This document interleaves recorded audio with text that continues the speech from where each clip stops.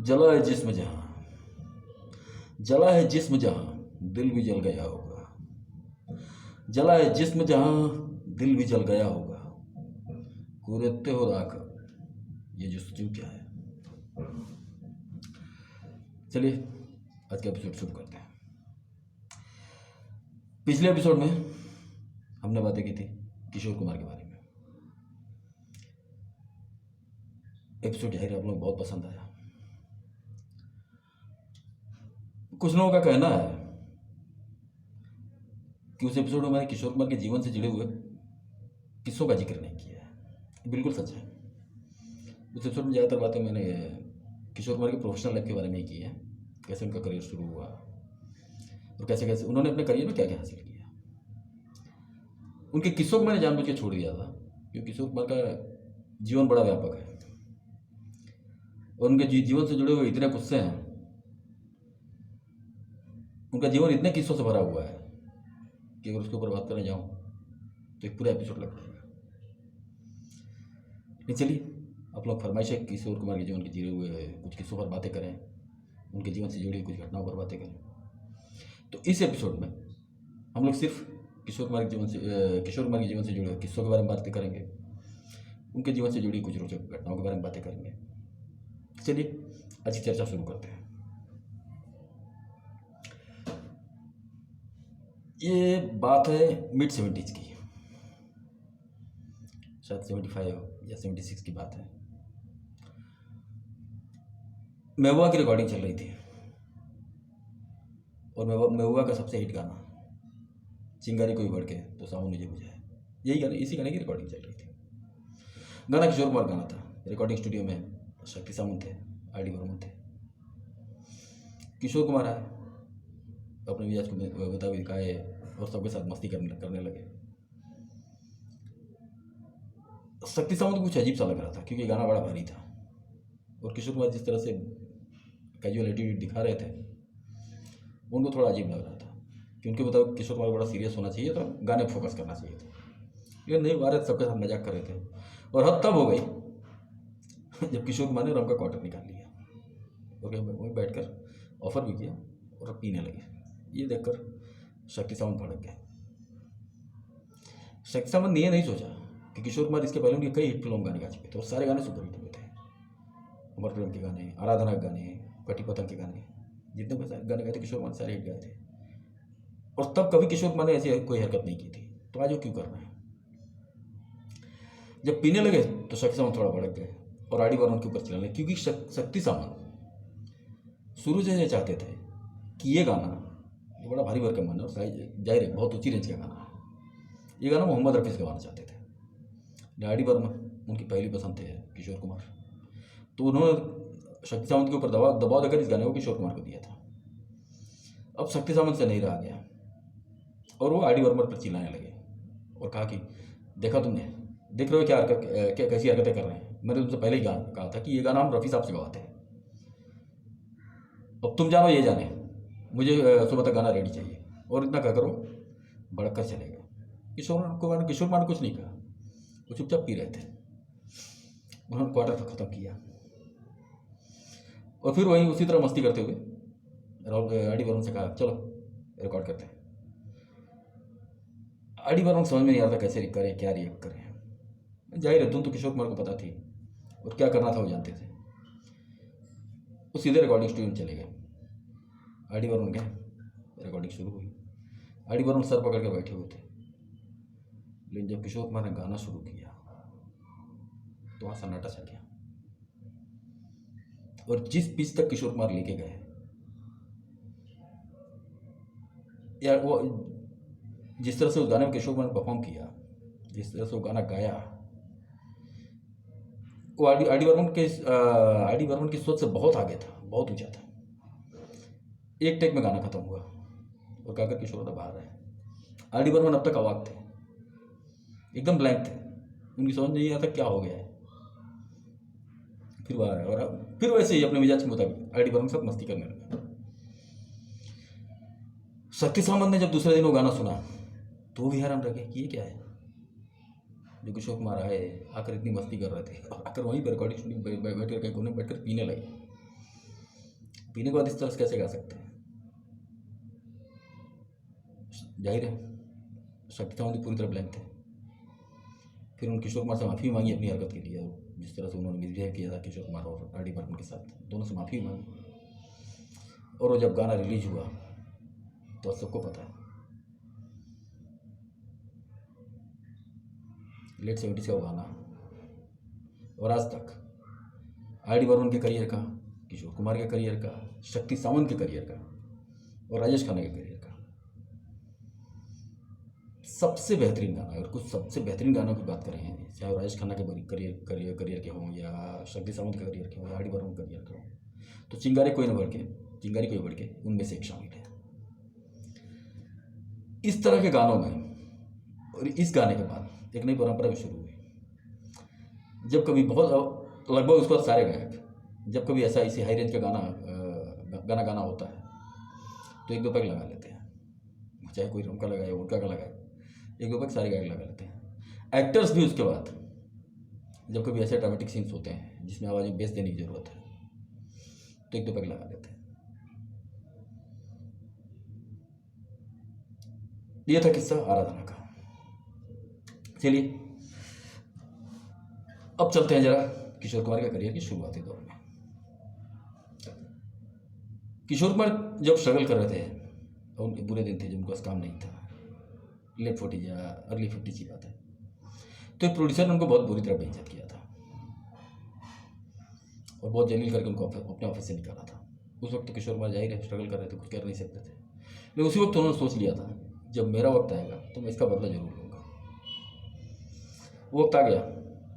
Mid 50s में किशोर कुमार बहुत बड़े स्टार बन चुके थे। जो पोजीशन दिलीप कुमार की ट्रेजेडी में थी वही पोजीशन किशोर कुमार ने कॉमेडी में हासिल कर दी थी। हर बड़ी हीरोइन उनके साथ काम करी थी, मीना कुमारी हो, चाहे मधुबाला हो, चाहे वैजंती माला हो या साधना हो, सारी बड़ी हीरोइन उनके साथ काम करी थी और वो टॉप के स्टार बन चुके थे। वही प्रोड्यूसर जिसने किशोर कुमार के संघर्ष के दिनों उनको बेइज्जत किया था, अब उनके पास किशोर कुमार को साइन करने आया, एक कहानी लेकर आया उनके पास कि मैं ये फिल्म आपके साथ करना चाहता हूँ। किशोर कुमार ने जाहिर है उनको मिलने के लिए बुला लिया, साथ में बैठे, कहानी सुनी और कहानी सुनने के बाद कहा ठीक है ये फिल्म मैं आपके साथ करूँगा, लेकिन मेरी एक छोटी सी शर्त है। कॉन्ट्रैक्ट साइन करने के लिए हम दोनों धोती कुर्ता पहनकर,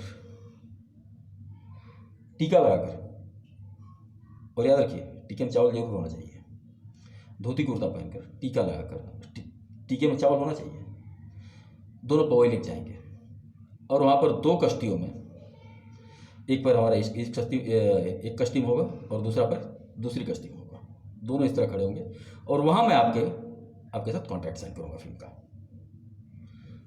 प्रोड्यूसर हैरानी से किशोर कुमार की तरफ देख रहा था कि ये क्या है, वो कर क्या सकता था, किशोर कुमार बड़े स्टार थे। उसने कहा ठीक है मैं दो कश्तियाँ तो अरेंज कर दूंगा, लेकिन ये धोती कुर्ता पहनना, पैंट शर्ट पहनता हूँ, धोती कुर्ता पहनना थोड़ा अजीब है।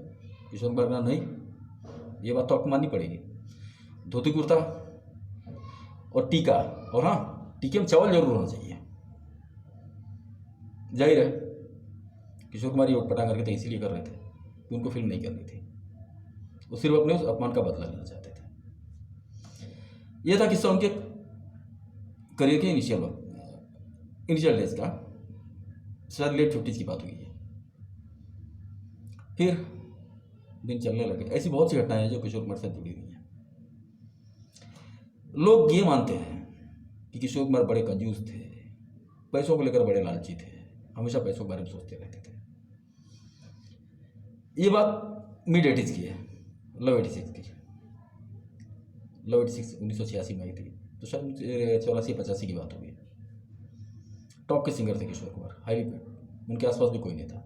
किशोर कुमार एक गाना गाने के जितने पैसे लेते थे उस वक्त के कुछ टॉप के स्टार्स की बातें अगर छोड़ दें, जो टॉप के अमिताभ बच्चन है, जो लिस्टेड एक्टर थे, और उनको छोड़ दिया जाए तो उनके बाद के एक्टर्स पूरी फिल्म करने का जितना पैसे लेते थे उतना पैसा सिर्फ किशोर कुमार एक गाने गाने का लेते थे। और किशोर कुमार डिजर्व करते थे, क्योंकि ऐसी बहुत सी फिल्में हैं जो याद आती हैं तो सिर्फ किशोर कुमार गानों की वजह से याद आती है, बाकी उस फिल्म में कुछ नहीं याद आता। किशोर कुमार उतने पैसे लेते थे और प्रोड्यूसर खुशी खुशी उनको वो पैसे दे, वो कीमत देते थे। ऐसे वक्त में किशोर कुमार एक गाने की रिकॉर्डिंग कर रहे थे। गाना गाने के लिए जब किशोर कुमार रिकॉर्डिंग स्टूडियो पहुंचे, music Bappi Lahiri music director थे, तो गाना पढ़कर उन्होंने सुना कि उन्होंने बप्पी लहरी से पूछा, ये गाना किस हीरो के लिए मुझे गाना है। इस बात का किशोर कुमार हमेशा ध्यान रखते थे कि जो उनको हीरो पता चल जाता कि ये हीरो अमिताभ बच्चन है, जितेंद्र है, धर्मेंद्र है, तो उस हीरो के मुताबिक वो गाना गाते हैं। बप्पी लहरी ने कहा कि एक नया लड़का आ रहा है, वो नया लड़का इसमें हीरो है। किशोर कुमार ने पूछा कौन है लड़का, बप्पी दा ने कहा रोहन कपूर। किशोर दा ने पूछा कौन रोहन कपूर, बप्पी दा ने कहा सिंगर महेंद्र कपूर है लड़का। अब किशोर कुमार, अरे रोहन इस फिल्म में हीरो है, चलो ठीक है, मैं रोहन के लिए गाता हूँ, बड़े दिल से गाऊंगा। किशोर कुमार ने बड़ी अच्छी तरह से गाना गाया। गाना खत्म करने के बाद ये किसी ने नहीं सोचा कि किशोर कुमार अपनी फीस हमेशा गाना शुरू करने से पहले लेते थे, लेकिन किशोर कुमार ने तभी पैसे की बात नहीं की, और बिना पैसों के बारे में बात की, उन्होंने पूरा गाना खत्म कर दिया। जब उनके प्रोड्यूसर पहुंचे, किशोर दा अपनी फीस ले लीजिए। किशोर दा ने कहा नहीं, महेंद्र का बेटा है, मेरे बेटे की तरह है, मैं उसके लिए 1 रुपया नहीं लूँगा। बड़ी फिल्म थी, प्राण निर्माता प्रोड्यूसर थे, बड़े प्रोड्यूसर थे, बहुत ज़बरदस्ती की उन्होंने किशोर कुमार से कि दादा आप अपनी फीस ले लीजिए। किशोर कुमार ने बिल्कुल नहीं, 1 रुपया नहीं लिया। और ये पहला वाक्य नहीं है कि जब किशोर दा ने बिना पैसे लिए गाना गाया। राजेश खन्ना ने अपने प्रोडक्शन में जितनी फिल्में बनाई हैं, किसी फिल्म के लिए किशोर दा ने राजेश खन्ना से 1 रुपया नहीं लिया। राजेश खन्ना के प्रोडक्शन में उन्होंने जितने गाने गाए हैं वो सारे के सारे बिना पैसे लिए गाए हैं, फ्री में गाए राजेश खन्ना के लिए। किशोर कुमार कंजूस माने जाते थे, पैसों के लालच में। इसकी पीछे एक वजह है, ये वो दौर था 50 से लेके आज का दौर उससे बिल्कुल अलग है। आज भी ऐसे प्रोड्यूसर हैं जो पैसे नहीं देते हैं, पैसे खा जाते हैं, लेकिन उस वक्त ये वाकया बहुत होता था। कुछ एक प्रोड्यूसर्स की बात छोड़ दें, जैसे BR चोपड़ा थे, पैसे देने में बड़े ईमानदार थे, उनको प्रोडक्शन किसी का 1 रुपया नहीं मारा जाता। राजसी प्रोडक्शन है, ये लोग पैसे देने में बड़े ईमानदार माने जाते हैं। ऐसे कुछ मनमोहन देसाई थे, जब से मनमोहन देसाई ने अपना प्रोडक्शन शुरू किया, वो भी पे मास्टर माने जाते थे, किसी का 1 रुपया नहीं, जिससे जो बात है उसको पैसा मिलेगा। लेकिन इन कुछ गिने चुने नामों को छोड़ दें तो बाकी ज़्यादातर प्रोड्यूसर, अगर आपने फिल्म खत्म होने से पहले अपने पैसे पा गए, आपको अगर आपके पैसे मिल गए तब तो ठीक है, वरना अगर फिल्म रिलीज हो गई और आपका कोई 1 भी रुपया बाकी है प्रोड्यूसर के पास, तो आप भूल जाइए, आपको पैसा नहीं मिलेगा।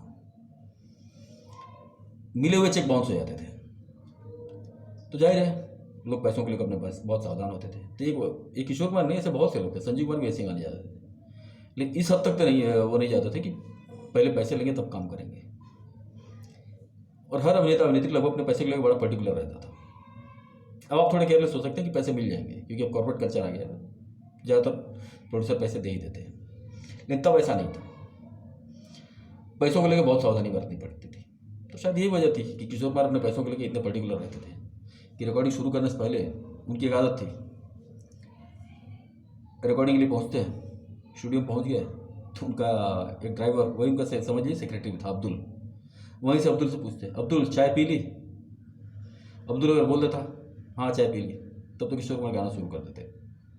अगर वो कहता नहीं चाय नहीं मिली, तब तक किशोर कुमार कोई ना कोई बहाना बना के गाना डालते रहते।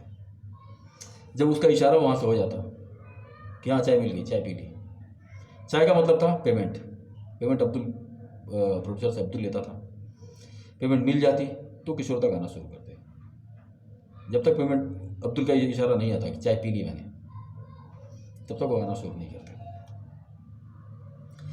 लेकिन राजेश खन्ना की फिल्म के प्रोडक्शन में हैं या ऐसे कुछ उनके गिने चुने जो दोस्त हैं जिनको किशोर कुमार बहुत पसंद करते थे, उनके लिए गाना गाते वक्त किशोर कुमार कभी पैसे नहीं लेते। ऐसे बहुत से प्रोड्यूसर जिनके लिए किशोर कुमार ने बिना 1 रुपये लिए गाने गाए, खासकर रीजनल फिल्मों में। रीजनल फिल्मों का बजट बहुत कम होता है, ऐसी बहुत सी भोजपुरी फिल्में हैं, कन्नड़ है, तमिल है, तेलुगु, किशोर कुमार लगभग हर भाषा में गाने गाए हैं। रीजनल फिल्मों के लिए तो अपनी फीस बड़ी कम रखते थे, और ऐसी बहुत सी रीजनल फिल्में हैं जिनके लिए किशोर कुमार ने बिना 1 रुपये लिए गाना खत्म किया है। और कुछ किस्सों की बात करते हैं।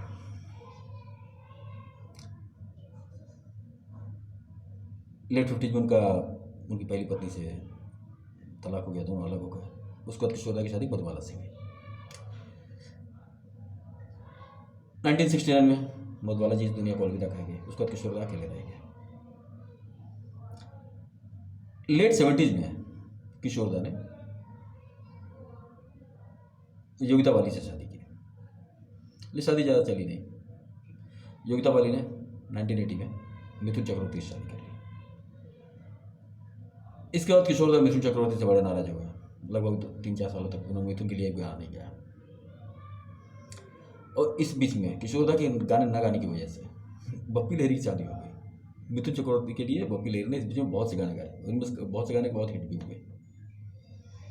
लेकिन धीरे धीरे समय बदला, किशोरदा के जख्म थोड़े भर गए तो उन्होंने फिर मिथुन के लिए गाना शुरू कर दिया। अर्ली 80s में किशोरदा की शादी हुई लीना चंदौरकर से, और ये शादी उनके आखिरी दिनों तक टिकी रही। आज भी लीना जी किशोरदा की पत्नी के रूप में ही जानी जाती है। ये 4 शादियों के पीछे कई लोग कहते हैं किशोरदा अयाश थे, कई लोग इसकी वजह कुछ और भी बताते हैं। इसके पीछे एक वजह ये भी थी कि जो सबसे बड़ी वजह थी, किशोरदा अपने जीवन में बड़े अकेले थे, वो हमेशा मस्ती मजाक करते रहते थे। उन्होंने अपने चेहरे पर एक नकाब लगा रखा था, जो हमेशा बड़ा मस्तीखोर, बड़ा चुलबुले टाइप का जो एक कैरेक्टर उन्होंने अपने ऊपर, समझ लीजिए अपने आप को उसके अंदर ढक के रखा था। लेकिन इसके विपरीत किशोरदा की और एक शख्सियत थी जो बड़े संजीदा इंसान की थी, बड़े गंभीर किस्म के इंसान थे। पर्यावरण के बहुत बड़े प्रेमी थे। अपनी लॉन में उन्होंने बहुत सारे पेड़ पौधे लगाए, बहुत सारे पेड़ थे उनके गार्डन में, और हर पेड़ का एक नाम था, गंगाराम, रामलाल, ऐसे हर पेड़ को उन्होंने एक नाम दे रखा था उसकी, और पेड़ के ऊपर एक तख्ती चिपका रखी थी। एक बार किसी पत्रकार ने उनसे पूछा था, किशोरदा ज़्यादा पार्टियों में नहीं जाते थे, ये प्रोफेशनली अपने रिकॉर्डिंग में रहते, वरना उसके बाद अपने घर पर रहते, अपने गार्डन में बैठे रहते और उन्हीं पेड़ों से बातें करते रहते। तो एक पत्रकार ने उनसे पूछा था कि आप इतने बड़े सुपरस्टार सिंगर हैं, आप किसी पार्टी वार्टी में नहीं जाते हैं, अकेले रहते हैं, आपको अकेलापन खाता नहीं है? किशोरदा ने उससे कहा कि मैं आपको ये किसने कह दिया कि मैं अकेला रहता हूँ? ये देखिए, ये मेरे दोस्त हैं। और अपने हर पेड़ से उस पत्रकार का परिचय करवाया, ये रामलाल है, ये गंगाराम है, ये जमुना प्रसाद है। जैसे हर पेड़ का एक नाम था, और हर पेड़ के नाम से उस पत्रकार को परिचित करवाया कि देखिए इसका ये नाम है, इसका ये नाम है, इसका ये नाम है, मैं इससे इस विषय पर बातें करता हूँ, इससे इस विषय पर बातें करता हूँ, इससे इस विषय पर बातें करता हूँ। ये एक शख्सियत थी। किशोर कुमार के डायरेक्शन ने अपने डायरेक्शन में जितनी फिल्में बनाई हैं, चाहे दूर का दादाई हो, दुर्गा की छाया में हो, छाँव में हो, सारी फिल्में बड़ी गंभीर विषयों पर आधारित हैं। इनके गाने भी देखिए, आ चल के तुझे मैं लेके चलूँ एक ऐसे गगन के तले, जहाँ गम भी ना हो, आंसू भी ना हो, बस प्यार ही प्यार मिले। इतने संवेदनशील, इतने भावनात्मक गाने। तो इससे ये साबित होता है, जो किशोरदा ने अपने ऊपर एक नटखट, एक चंचल किस्म के इंसान का जो चेहरा लगा रखा था, तो वो एक नकाब था। इसके बिल्कुल विपरीत अपने व्यक्तिगत जीवन में किशोरदा बहुत ही गंभीर, बहुत संजीदा और बड़े इंटेलेक्चुअल इंसान थे। 1975 में जब इमरजेंसी लगी थी, वो दौर भी आज की तरह था। जैसे आज भी ज़्यादातर लोग, और ये मजबूरी भी है, लोग सरकार को फॉलो करते हैं। ये कुछ लोग कहते हैं सरकार की गुलामी, लेकिन ये मजबूरी है। प्रोड्यूसर अगर सरकार की बात ना माने, अपनी फिल्में नहीं रिलीज कर पाएगा, एक्टर बात ना माने, तो किसी न किसी तरह से सरकार उसको परेशान कर लेती है। उस दौर में भी होता था। लगभग पूरी इंडस्ट्री कांग्रेस के सपोर्ट में थी। किशोरदा एक ऐसी शख्सियत थे जो इमरजेंसी का विरोध कर रहे थे। उसी बीच इमरजेंसी में सपोर्ट देने के लिए संजय गांधी ने किशोरदा के पास एक इन्विटेशन भेजा कि आप आइए, ऑल इंडिया रेडियो के लिए एक प्रोग्राम कीजिए और अपने प्रोग्राम के माध्यम से आप सरकार का समर्थन करिए। किशोरदा ने बिल्कुल इनकार कर दिया, और ऑल इंडिया रेडियो ने सरकार के कहने पर किशोरदा के गानों को ऑल इंडिया रेडियो पर पूरी तरह से बैन कर दिया, और ये सिलसिला लंबे समय तक, लगभग लेट 70 तक चला। लेकिन किशोरदा फिर भी झुके नहीं सरकार के सामने, अपनी बात पर अडिग रहे। इससे किशोरदा की एक और पर्सनैलिटी सामने आती है कि वो दिल के कैसे थे। जो चीज़ गलत है गलत है, करिएगा चाहे जो हो जाए, मैं झुकूंगा नहीं, उनका ये मानना था। ऐसे बहुत से किस्से हैं किशोरदा के बारे में जो उनकी एक और शख्सियत को सामने रखते हैं। लेकिन फिल्म इंडस्ट्री है, लोगों ने उस दौर के उस दौर हर दौर में एक लॉबी होती थी, उस दौर में भी थी। एक लॉबी थी जो किशोर दा का समर्थन करती थी, दूसरी लॉबी थी जो उनके विरोध में थी। उनके शायद उनके राइवल सिंगर्स ने ऐसा किया। मिथुन चक्रवर्ती से तो जो मतभेद थे उनकी शादी की वजह से वो आप लोग पता चला। अमिताभ बच्चन सुपरस्टार बन चुके थे, ये अर्ली 80s की बात है। और किशोर दा के गानों की, अमिताभ बच्चन की सफलता में किशोर दा गानों का कितना हाथ है ये तो सबको पता है। बहुत से सुपरहिट गाने किशोर दा ने अमिताभ के लिए गाए। किशोर दा एक फिल्म बना रहे थे, चाहते थे कि अमिताभ उसमें कैमियो कर लें। अमिताभ थे, अमिताभ ने मना कर दिया। इस वजह से भी किशोर दा नाराज हुए, फिर नाराज हुए और कई सालों तक अमिताभ के लिए गाने नहीं गए। याद होगा आप लोगों को। बड़ा अजीब लगता है जब नसीब में मोहम्मद रफ़ी अमिताभ के लिए गाते हैं। नसीब में तो फिर भी ठीक है, क्योंकि वो जो नसीब गाने मोहम्मद रफ़ी के मिजाज के हैं। उसके बाद आई कुली, एक भी गाना किशोर दा ने नहीं गाया, सारे गाने शब्बीर कुमार ने गाए। जबकि कुली के गाने किशोर दा के मिजाज के हैं। उसके बाद मर्द में भी यही हुआ, किशोर दा थे। उसके बाद बहुत मान मनोबल के बाद एक आध गाने, कुछ शहनशाह में एक दो गाने गाए, और गंगा जमुना सरस्वती में गाना अमिताभ के लिए गाया। तो दोस्तों, ये थी कुछ बातें किशोर दा के बारे में। अगले एपिसोड में किसी और महान शख्सियत के बारे में चर्चा करेंगे। तब तक के लिए आप लोग अपना ख्याल रखिए। धन्यवाद, नमस्कार।